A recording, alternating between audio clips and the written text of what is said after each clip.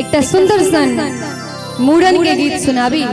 जे गीत की रचना केने छे राजा ठाकुर जी, जे एक से बढ़ कर एक गीत मिथिलांचल में हुनकर प्रसिद्ध छे। आओ सुनी राजा ठाकुर जी के इस सुंदर सन रचना।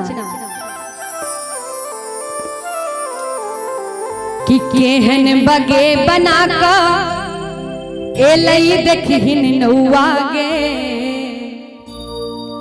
आ डर गेल हमर बौआ गे ना। कि केहन बगे बना का, कि केहन बगे बना का, कि केहन बगे बना का एलई देखिन नौआ गे, डर गेल हमर बौआ गे। केहन बगे बना का देखिन एलई नौआ गे, डर गेल हमर बौआ गे ना। केहन बगे बना का एलई देखिन नौआ गे, डर गेल हमर बौआ गे ना।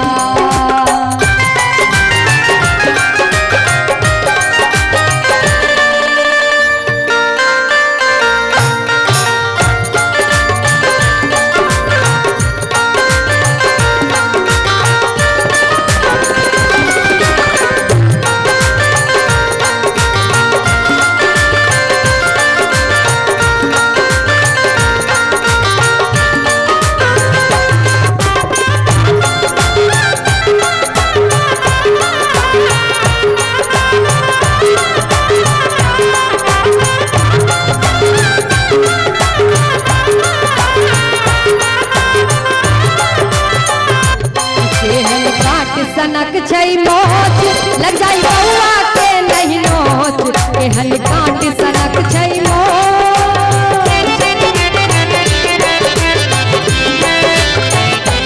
केहन काट सनक छै मोच लग जाई बौआ के नहीं नोच, केहन काट सनक छै मोच लग जाई बौआ के नहीं नोच। ओझरल केस बनल छै, ओझरल केस बनल छै जेना जटा लपटौआ के, डर गेल हमर बौआ गे ना। ओझरल केस बनल छै जेना जटा लपटौआ के, डर गेल हमर बौआ गे ना। केहन बगे बना का एलै देखिन नौआ गे, डर गेल हमर बौआ गे ना।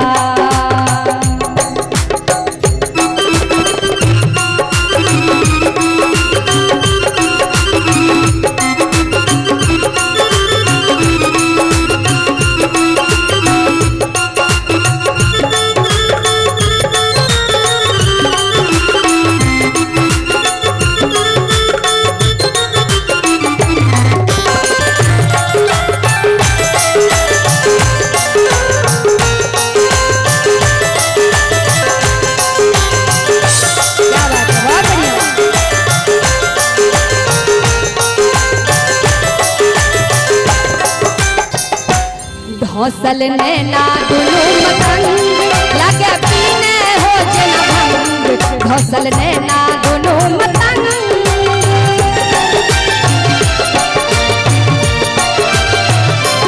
हौसल नैना दुनू मतंग लगे पीने हो जना भंग, हौसल नैना दुनू मतंग लगे पीने हो जना भंग।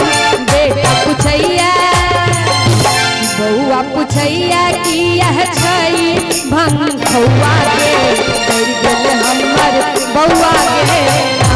बौआ पूछैया कि यह छै भंग खौआ गे, डर हमर नौआ गे ना।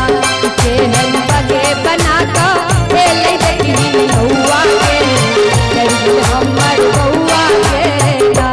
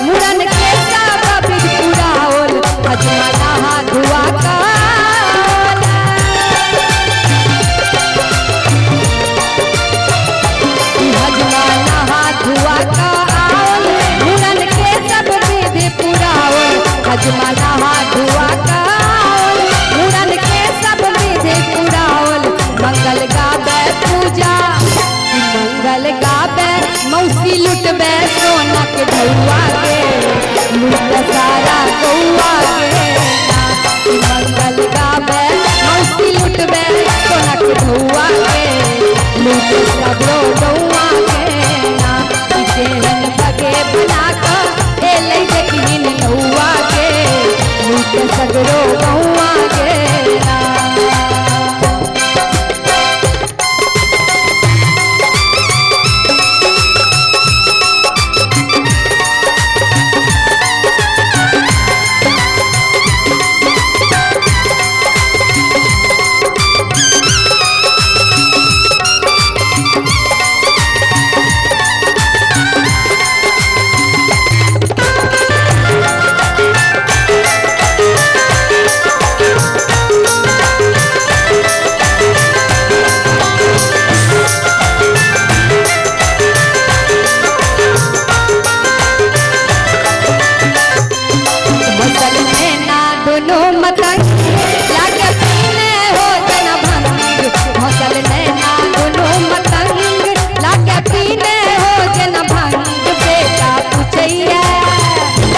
बेटा पूछैया किया छियै भात कौआ के डर गेल हमर बौआ के बौआ पूछैया किया छियै भात कौआ के डर गेल हमर बौआ के केहन बगे बना के एलै देखिन नौआ के डर गेल हमर बौआ के केहन बगे बना के एलै देखिन नौआ के हमर बौआ के